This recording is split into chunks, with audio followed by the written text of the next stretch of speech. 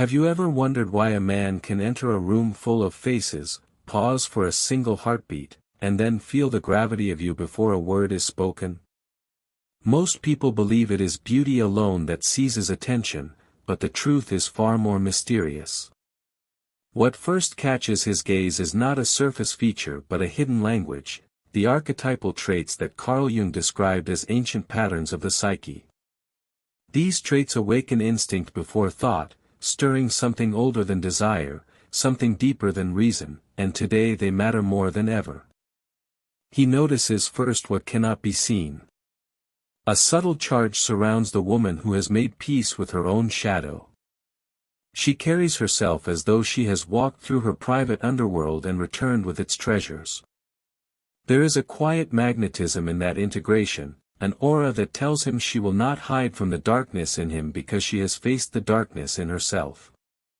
Without understanding why, he senses the courage in her silence, the depth in her eyes, and the unspoken promise that she will not flinch at his truth. Then there is the unmistakable rhythm of self-possession. She stands as though the ground beneath her feet belongs to her by right of existence, not because anyone granted it. This is not arrogance, it is the serenity of one who has claimed her own story. Jung called it individuation, the union of inner opposites into a whole. A man feels it before he sees it, the poise of someone who will never beg to be chosen, the calm of a life that is already full. He finds himself drawn closer, compelled to match the steadiness she wears like a second skin. Her presence speaks in symbols. Perhaps it is the way she listens with her whole body, as though the world is a sacred text, or the way her laughter carries a note of mystery, hinting at hidden landscapes within her. These are not rehearsed gestures. They are expressions of a psyche attuned to both instinct and insight, a living bridge between the conscious and the unconscious. To him, she is both moonlight and mountain, soft and unyielding, a paradox that his rational mind cannot resolve. And there is the quiet fire of Eros, not mere sexuality, but life force itself. She moves as if every breath is a celebration of being alive. The tilt of her head, the deliberate pause before she speaks, even the way she claims space when she walks, all radiate a vitality that calls to the deepest part of him. It is not invitation, it is existence in its purest form, and it awakens a hunger to feel as alive as she does. Yet nothing about her demands pursuit. She does not reach for attention, attention finds her. This restraint is not a game but a natural consequence of inner abundance. She knows the worth of her own company and the richness of her inner world. A man senses this instantly and feels both challenged and comforted. He realizes he cannot conquer her, he can only meet her. These first impressions are not accidents. They are the outward expression of an inner alignment, the visible evidence of a woman who has integrated her light and her shadow, her tenderness and her strength. They are the traits that whisper to a man's unconscious, telling him he has encountered someone who embodies the eternal feminine in its fullest power. And as he stands in her orbit, time begins to stretch. He notices the quiet between her words, the slight delay before her smile, the way her stillness carries the weight of an unsolved mystery. He does not yet know her story, but he knows he cannot look away. Something in him has already begun to change.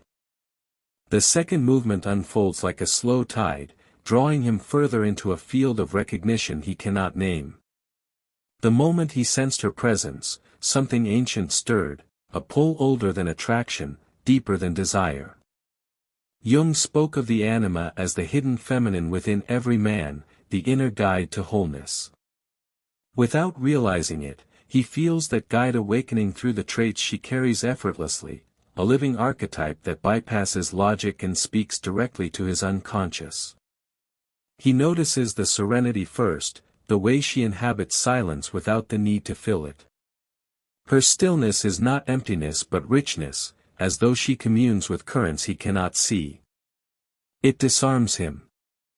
Most people rush to fill space with words or gestures, but she allows the pause to bloom, and in that pause he feels his own thoughts settle. The world slows around her.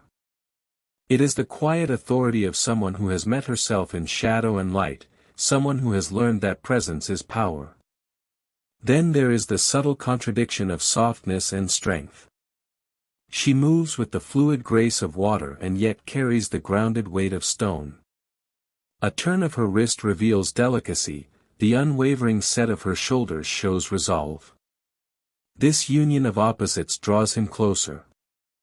Jung believed that the psyche longs for integration, and here it stands before him, tender yet unyielding, welcoming yet untouchable.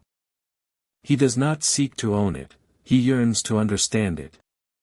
Her gaze becomes its own language. It does not beg or challenge, but it sees. When her eyes meet his, he senses an appraisal that has nothing to do with status or charm. She sees past the persona he wears in public, into the deeper layers he keeps hidden even from himself. That recognition both unsettles and excites him. It awakens the part of him that longs to be known without pretense, the self that waits behind ambition and armor. He is struck too by the quiet joy she carries. It is not loud or showy, but it radiates through her gestures, the slight lift of her lips when she hears a distant bird, the attentive way she savors the first sip of tea. It is the unmistakable vitality of someone who finds wonder in the ordinary. Her life is already full, and that fullness makes her irresistible. A man senses that to share space with her is to be invited into a world where meaning lives in every breath. Her independence is another signal he cannot ignore. She moves with the confidence of someone whose happiness is self-sourced. There is no hint of waiting to be completed, no undertone of demand. He feels the freedom in her and understands that any bond with her must be chosen freshly each day. Rather than intimidate him, it calls him to rise, to bring the same wholeness to the meeting. All of these impressions arrive before a single deep conversation. They are felt in the cadence of her steps, the poise of her posture, the subtle harmony of her energy. They are not tactics but truths, signs of an inner world aligned with itself. And because they are authentic, they resonate with something unspoken in him, the need to reunite with his own hidden feminine, the anima that waits for integration. As he stands nearer, he feels a quiet recalibration inside himself. Old patterns of conquest and performance lose their urgency.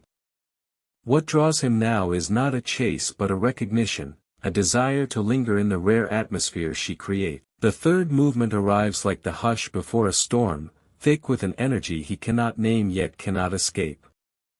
Every subtle trait she carries speaks to something buried in his unconscious, an invitation to a realm beyond ordinary attraction.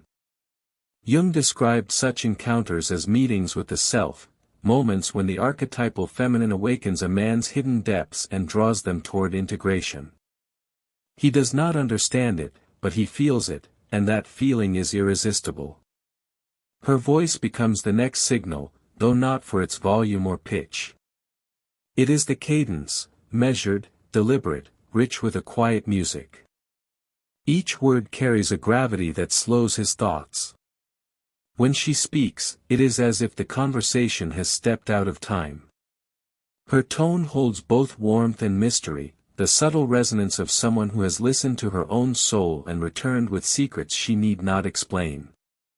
He finds himself leaning closer, not for clarity, but to remain within the sound. Her movements echo this same inner coherence. She does not rush. A turn of her head, the lift of her hand, the stillness between steps, each gesture is intentional without being calculated. He senses that she is fully present in her own body, unafraid of silence or space. This embodiment draws him like a magnet. It is not the performance of confidence but the natural consequence of deep self-acceptance. In her steadiness he glimpses a possibility, that life can be lived with this same poise. There is a paradoxical lightness about her, as though she belongs everywhere and nowhere at once. He notices how easily she shifts from attentive conversation to inward contemplation, how she seems to carry an inner sanctuary that cannot be disturbed. This elusiveness does not frustrate him, it fascinates. It tells him she is whole in herself, that to know her is to be invited into mystery rather than to conquer it. His own need for certainty begins to soften. Her empathy surfaces not in grand declarations but in the way she listens. She attends to more than words, the slight tremor in a breath, the meaning hidden in silence. When his thoughts falter, she does not rush to fill the gap. Instead she waits, eyes steady, creating a space where the unsaid can rise. He feels seen, not for achievements or appearances, but for the quiet truths he rarely shares. That recognition unsettles and steadies him all at once.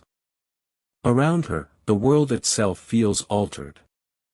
Colors sharpen, sounds deepen, time stretches. He notices details he would have missed, a flicker of candlelight, the rhythm of distant footsteps, the subtle scent of rain through an open window. Her presence has tuned his senses, awakening a forgotten intimacy with the moment. What began as physical attraction has become an initiation into deeper awareness. And through it all, she remains unhurried. There is no grasping in her manner, no rush to define what unfolds. Her restraint is not strategy, it is sovereignty, the quiet authority of someone who belongs to herself. He realizes that any connection with her must honor that sovereignty. To stay near her is not to possess but to witness, to match her steadiness with his own. These impressions gather in him like a tide, reshaping the contours of his inner world.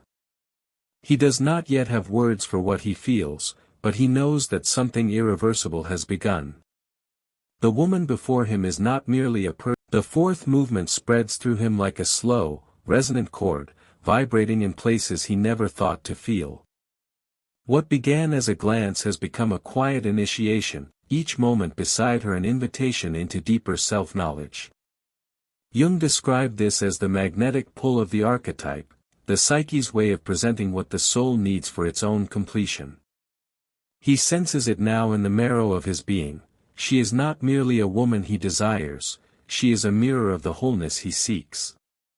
Her confidence unfolds as a living paradox. She carries an unmistakable authority, yet it is free of arrogance. It is the authority of someone who knows her own depths and need not announce them. When she moves, the air around her seems to widen. People instinctively make space, not because she demands it, but because her presence rearranges the room. He feels that gravity before he even names it, a silent acknowledgement that here stands a woman whose worth is self-contained. The way she holds boundaries becomes another signal he cannot ignore. Conversations flow easily, yet he senses the invisible lines she will never allow to be crossed. There is warmth, but no collapse, welcome, but no surrender of sovereignty. Each boundary is an affirmation of self-respect, and paradoxically, each one draws him nearer. For a man accustomed to winning ground through charm or persistence, the quiet certainty of her limits is both challenge and invitation. He begins to understand that love with her will always require honor. Her intuition reveals itself in small, startling moments.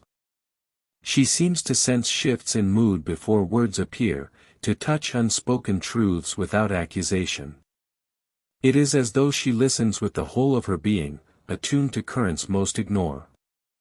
He finds himself disarmed, relieved, even grateful. There is no need to explain the hidden parts of himself, she perceives them, and still she remains. The effect is almost mystical, a meeting of souls beneath the level of speech. She carries a subtle erotic charge that transcends physical allure. It is not flirtation, not display, but an aliveness that glows through every movement. The simple act of reaching for a glass of water becomes a celebration of embodiment.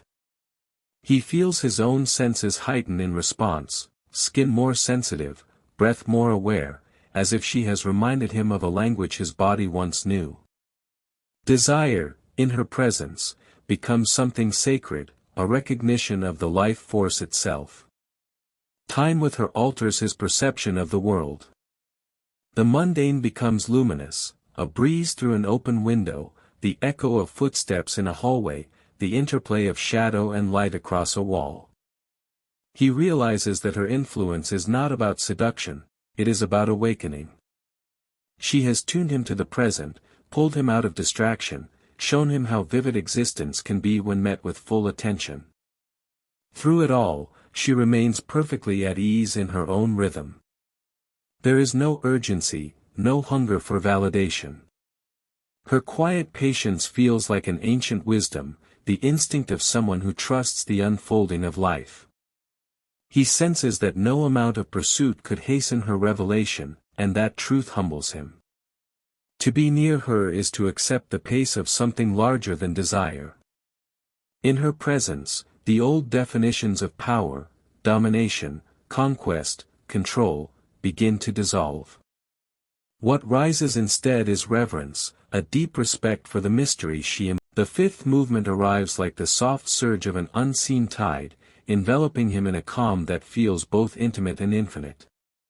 What began as intrigue and deepened into reverence now becomes transformation, a slow reshaping of the inner world he once believed fixed. Jung described this stage as the moment when the unconscious demands recognition, when the anima rises fully into consciousness to guide a man toward the self. Her presence has become that guide, subtle yet unstoppable. Her vitality glows like a hidden ember. It is not the frantic energy of performance but the quiet radiance of someone who lives in full accord with her own essence. She walks into a space and the air shifts, she speaks and even the ordinary syllables carry a strange luminosity. He notices how every gesture, lifting a cup, adjusting a sleeve, pausing mid-sentence, feels deliberate without being calculated. It is as if the universe moves through her in perfect tempo. That natural rhythm awakens a yearning in him to match it with his own authenticity. Her independence continues to draw him with magnetic inevitability.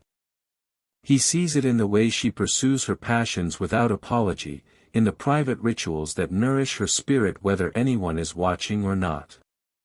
There is no sense of waiting to be chosen, no trace of need. She is already whole, and that wholeness challenges him to claim his own.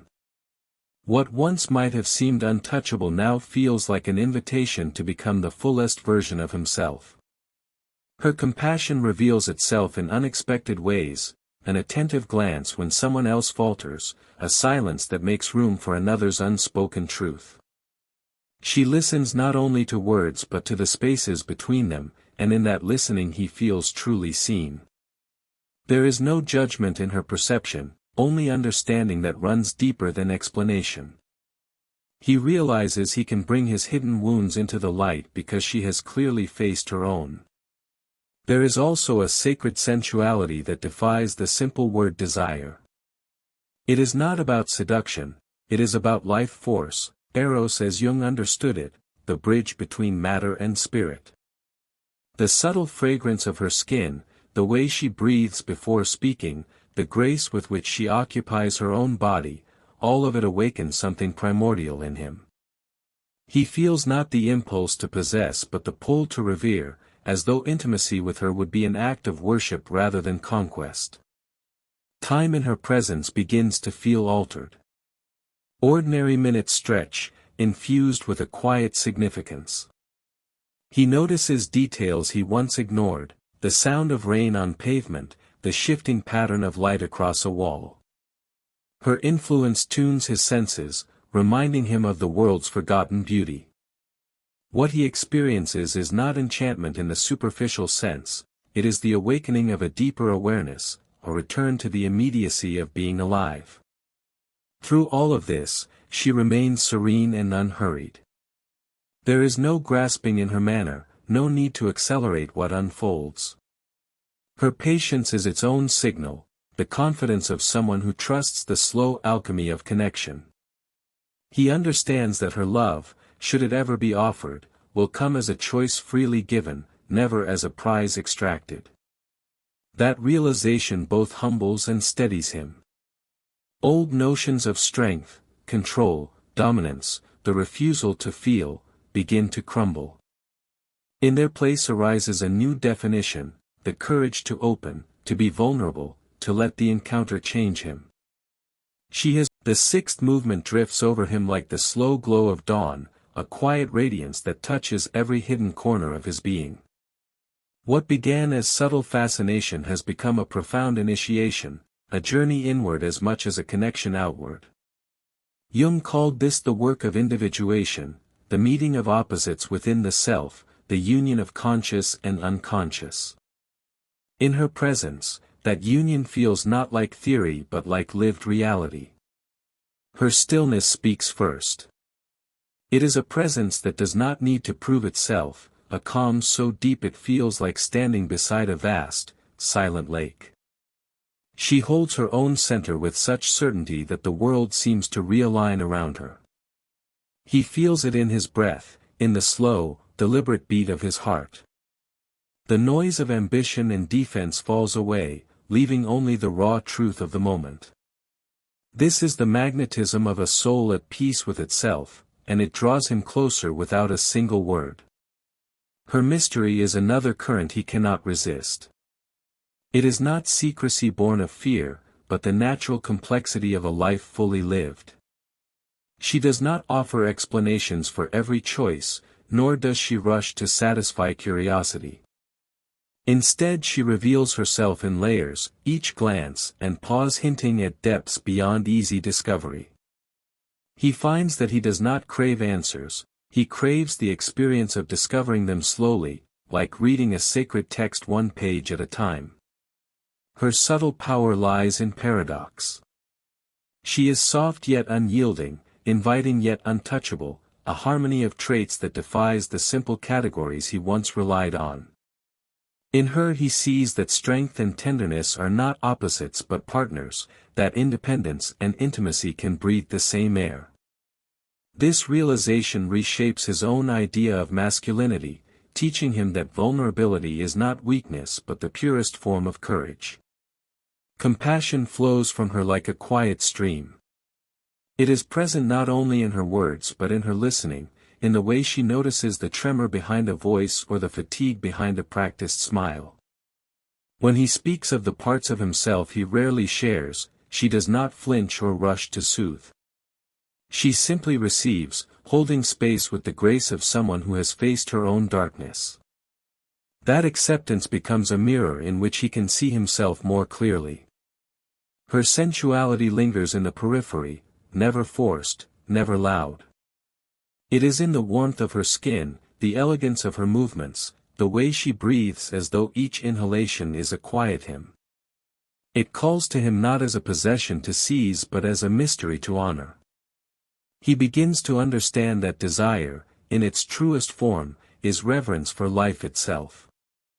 The world around them bends subtly to her influence. Light seems richer, sounds more layered, even the air tastes different. He becomes aware of details he once ignored, the pulse of his own blood, the texture of silence, the faint scent of earth after rain. It is as if she has awakened him to a deeper dimension of reality, one in which every moment carries the possibility of revelation. And through it all, she remains unhurried. There is no grasping in her presence, no need to capture or be captured. Her patience is the patience of someone who trusts the rhythm of becoming. He senses that love with her will never be a conquest or a cage, it will be a meeting of equals who choose, again and again, to stand beside one another. In her quiet gravity he discovers a new definition of strength, the ability to be transformed by what cannot be controlled. The walls he built around his heart have grown. The seventh movement settles over him like the stillness of a cathedral at twilight, when every echo seems to carry a secret. What began as attraction and deepened into reverence now feels like a revelation of his own hidden nature. Carl Jung described such encounters as moments when the psyche, drawn by archetypal forces, steps across the threshold of the unconscious and meets the self. Beside her, he senses that threshold opening. Her very presence reshapes the air. She carries the quiet majesty of someone who belongs entirely to herself, a sovereignty that needs no crown. When she enters a space, it is as though the atmosphere rearranges to honor her. He notices how people pause, how even casual voices soften. It is not fear she inspires but recognition, an intuitive understanding that they stand in the presence of wholeness. For him, it is both humbling and magnetic. Her independence continues to speak with eloquence. She follows her own rhythms, answers to her own inner compass. There is no trace of waiting, no subtle plea for completion. She is fulfilled in her solitude, and that very fulfillment calls him closer. He understands now that love with her will never be an escape from emptiness, it will be the meeting of two lives already rich and entire. This realization steadies him, even as it draws him deeper. He begins to feel the alchemy of her patience. She reveals herself slowly, like a coastline emerging through morning fog. Each layer he discovers only heightens the mystery, yet he no longer rushes to solve it. Her restraint teaches him that intimacy is not a prize at the end of a chase but a landscape explored over time. He starts to match her pace, to listen more carefully, to let silence speak. Compassion continues to flow from her like a quiet tide. She listens with an attention that holds both acceptance and challenge. In her gaze he feels seen without disguise, welcomed without judgment. This is not indulgence, it is a mirror in which he confronts his own hidden depths. The encounter calls forth parts of him long neglected, asking him to grow not for her, but for the truth of his own becoming. Her subtle sensuality remains a steady undercurrent, never flaunted, never forced. It is the effortless grace of someone fully at home in her body.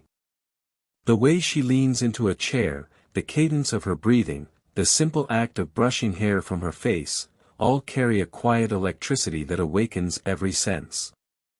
Desire becomes less about possession and more about reverence, a recognition of the sacredness of life itself. Around her, the ordinary world takes on the texture of the extraordinary. He notices the scent of wood smoke in the distance, the pattern of light on a weathered wall, the fine vibration of air just before dusk. It is as though her presence has tuned his senses to a higher frequency, revealing the magic hidden in plain sight. He understands now that this awakening is not enchantment but the natural response to authentic presence. Through it all, she remains unmoved by the need for approval. Her life unfolds according to an inner law, a rhythm untouched by external desire. He feels no urgency to capture her, only the deep wish to walk beside her in mutual freedom. His old definition, the eighth movement flows in like the deep hush of early dawn, when the world feels suspended between night and day and every sound carries an almost sacred resonance. What began as a glance and evolved into reverence now lives in him as a quiet certainty. Carl Jung spoke of the moment when the anima, his inner feminine, rises fully into awareness, guiding him toward integration. Standing near her, he senses that inner ascent with each breath. Her presence now feels elemental. She is less a person he watches than a force of nature he experiences. The subtle cadence of her steps, the easy poise of her shoulders, the calm weight of her silence, these need no explanation. They are signals from something timeless, as if she carries the memory of ancient forests and moonlit seas. He feels the pull not just to know her, but to remember himself. Her independence continues to gleam like a clear star in a vast sky. She belongs to her own life first, and he feels the depth of that truth. No promise he could make would tempt her to abandon her freedom, and that realization no longer unsettles him. It steadies him. He begins to understand that real love is not a merger but a meeting, that devotion gains its power only when both remain whole. Her freedom calls forth his own. Her compassion deepens the transformation. It is not a soft pity but a profound recognition. She notices the unspoken tremor in his voice, the fleeting hesitation in his eyes. She listens without rushing to heal, holding a space where he can lay down the armor he has carried for years. In that space he finds relief and renewal, as if her understanding invites him to forgive himself.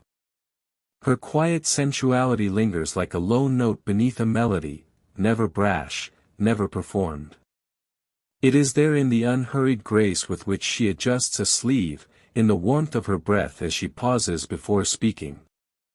He feels it as a living current that awakens his senses without demanding anything in return. Desire becomes reverence, a recognition of the sacred pulse of life. The world itself seems altered in her orbit. Colors sharpen, shadows stretch with meaning, the breeze carries a texture he has never noticed. It is as though she has tuned the very air to a higher frequency, awakening him to layers of existence that had slept within him. This heightened awareness is not enchantment, it is a remembrance of what it means to be fully alive. Through every moment, she remains unhurried. There is no need to define, no urge to capture. Her timing is the natural rhythm of someone who trusts the unfolding of life. He senses that nothing he does can hasten or delay what grows between them. That acceptance frees him from the old reflex to chase or to claim. Instead he lingers in the mystery, content to be transformed. Old notions of power, control, possession, dominance, have dissolved completely. In their place stands a new understanding, strength as openness, courage as vulnerability, intimacy as the meeting of two complete beings. She has not asked for this change. She has simply embodied her own wholeness, and in doing so, she has awakened his. He begins to see that the attraction he once tried to name is not merely toward her, but toward the parts of himself she reflects, the depths he had forgotten, the tenderness he had feared. To remain near her is to remain near the truest version of himself. The ninth movement arrives like the quiet glow of sunrise cresting the horizon, gentle yet absolute. What began as a fleeting pull has matured into a revelation that lives in the marrow of his being. In Jungian language, this is the moment when the anima and the conscious self stand face to face, when the inner masculine embraces the hidden feminine and the psyche becomes whole. He does not articulate it, but he feels it with every breath beside her. Her presence is no longer something he merely observes, it is a field he enters. She moves through the world as if she carries a private symphony, each step attuned to rhythms deeper than time. The way she pauses before speaking, the soft certainty in her gaze, even the stillness between her words, these are not gestures of performance. They are the natural expressions of someone who has fused shadow and light into an effortless equilibrium. He recognizes that equilibrium instinctively and longs to match it with his own. Her sovereignty glows more clearly now. It is the calm of a woman who claims her life as her own creation, who offers connection as a gift rather than a plea. There is no trace of bargaining in her presence, no subtle grasp for assurance. This is the paradox that binds him, she gives nothing away and yet he feels welcomed, invited into a space where love is never possession but shared freedom. His old idea of partnership as conquest fades like mist. Compassion flows from her in a way that humbles him. It is not the surface kindness that soothes without depth, but the profound empathy of one who has met her own darkness and survived it. She does not hurry to mend or to advise. She simply holds the moment until truth reveals itself. In her listening, he senses a mirror of his own humanity. The weight he has carried alone begins to lift, not because she takes it, but because she shows him it can be set down. Her quiet sensuality remains the undercurrent, subtle and enduring.